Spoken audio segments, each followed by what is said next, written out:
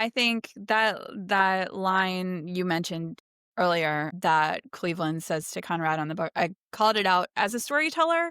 I love these little lines of dialogue or narrative or whatever that end up being so thematic to the whole show. So when Cleveland says, yeah, if there's one thing I've learned from years of overpriced therapy, it's that you can't be good with someone else until you're good with yourself. Seems like such a like throwaway thing to say, but I think Conrad takes it to heart. And I think as soon as he gets back to the house and he's kind of misreading maybe a little bit the gravity of what has transpired while he was gone.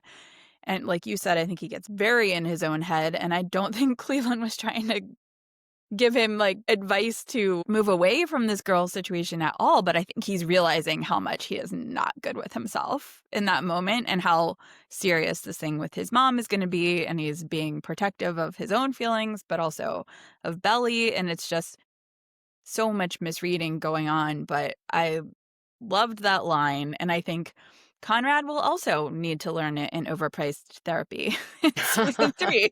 It's not enough to just have Cleveland give him the shortcut Yes. on the boat.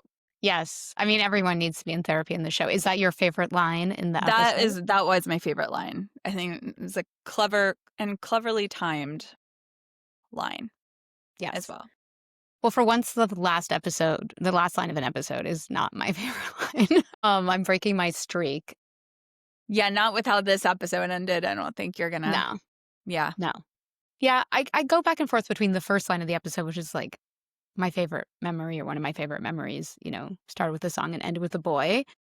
I think that also is thematic of the show, is the song Lover, like maybe. But I still think I think about you. I do. And I do. It's so succinct. Like as a writer, like it's 3 very short sentences and it just sums up everything and it's echoing a conversation they had in the past, but it's also echoing a conversation they're going to have in the future. So I think it's just really, that's about it. And then, but I can't. Not even why I can't or I can't right now, just I can't.